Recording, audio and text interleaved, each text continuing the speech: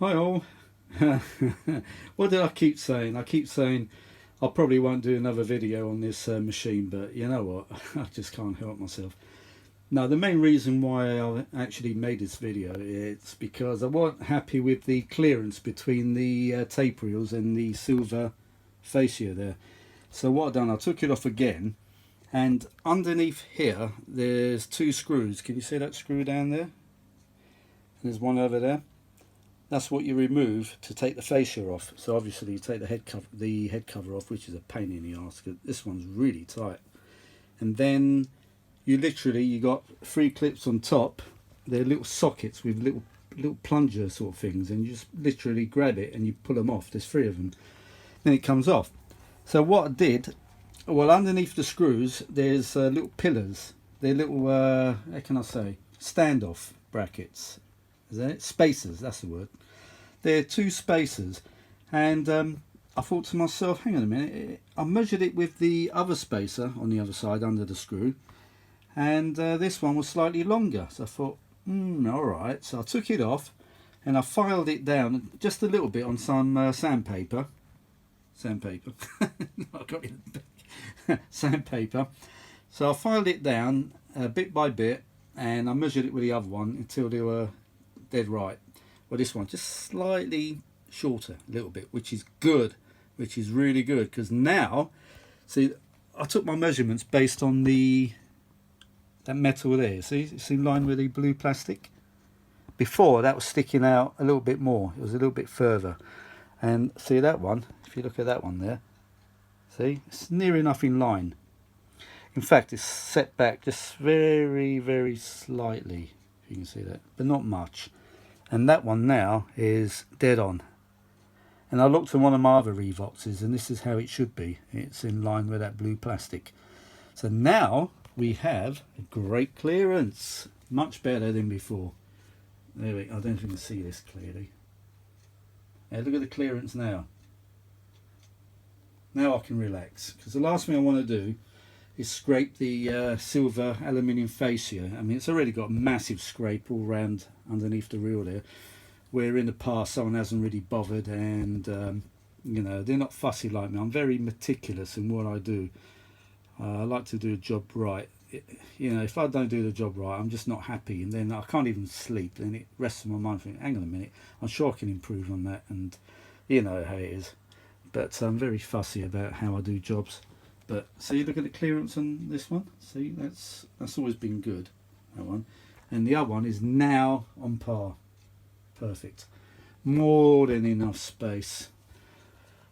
Do you want to hear any music? No, I'm just doing a quick one. You've already heard me playing Comfortably Numb.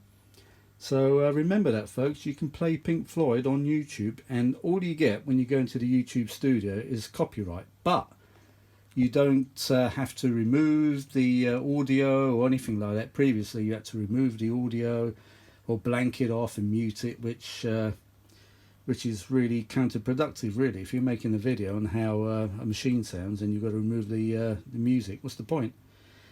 Oh yeah, I bought some bearings. That's motor bearings, because these motors, you can actually remove a large circlip on top.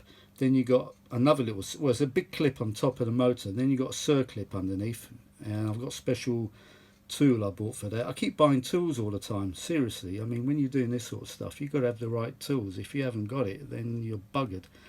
But this is the right type you need. This is, I think this actually fits the real motors and the capstan motor. And you've got to buy these by SKF. They're made in Italy, apparently. Made in Italy. And the ones for the Revox A77, it's 608-2Z, or if you're in America, 2Z. They're the ones you need. And I think I paid around about £4. I bought four, so I got a discount. £4.16 each, which is not bad. So I bought four of them because I've got a lot of machines, a lot of Revoxes. Oh, excuse me.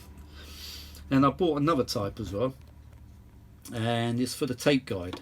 See that tape guide there? That's a movable one, and that uses the same bearing. So I've bought another type. I think it's a 682. So I've got that ready. I think this one's okay for the time being, but you know, it's good to have these spares just in case.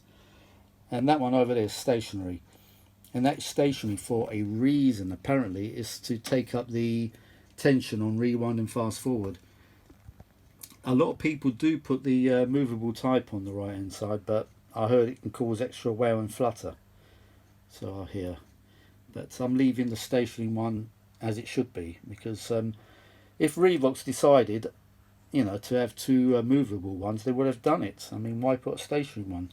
I mean, when they design these machines, they do it really meticulously. I mean, Revox, you know, semi-pro machines.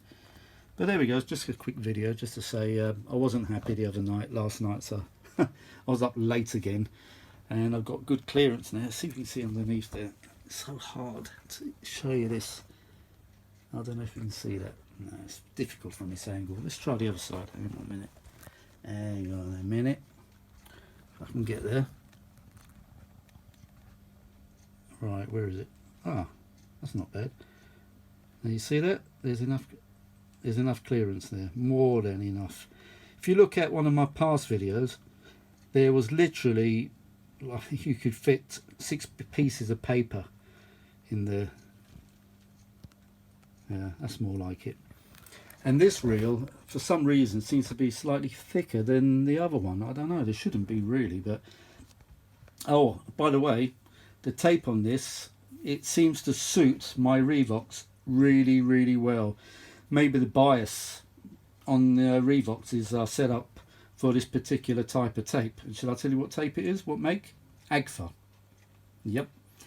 It's Agfa, I'll say Agfa G-Vart or something like that. I just checked the leader tape. I rewound it all the way to the end because the leader is a little bit missing on this side, but I went all the way to the red bit there. That's the leader on the inside, and it said Agfa. So I'm going to check in a minute and see what Revox actually use, what tape they actually use, what brand, when they calibrated the bias on this. But yeah, this is Agfa tape, and it's fantastic. I mean, you heard for yourself when I did the recording from the CD player, and I switched to off tape, on tape, what's it, off tape comparison, and I switched from source to tape input, and it was exactly the same. So in my reckoning, the Agfa tape seems to be the best for the Revox. So I'm going to look out for some Agfa tape now on eBay. If I find big reels of this Agfa tape, I'm going to bid for it. But I can't go too high. I just got to go, I don't know, maybe, I don't know how much, 20 quid, 25 quid, even that's a lot of money for me really for a reel of tape. But, you know, I've got to pay this mortgage off. That's all I'm concentrating on at the moment. But, yeah, so I'm going to look for Agfa tape. It seems to suit Revox's really well. I'll tell you what, Maxell are good as well, because I bought a load of Maxell tapes once, years ago, when they were still selling reel-to-reel tapes, brand new. And I got a few of them and they're fine. So, I don't know, Agfa, Maxell, pretty good. But I'm not sure about the other tapes. I will do a comparison one day and try other makes and just see what the difference is. But there we go, right, just a quickie. And yeah, so I'm happy now. It's all done in my books. Unless one of the components go on one of the boards. You know, still got the old electrolytics on a few of the boards. So, you know, but I'm very happy with that clearance now. That's so much better. Look at that, that is so much better. Yeah, there we go, even down there that was very close, but no, more than enough clearance. Right, there we go, I shall talk to you later. Okay, bye for now.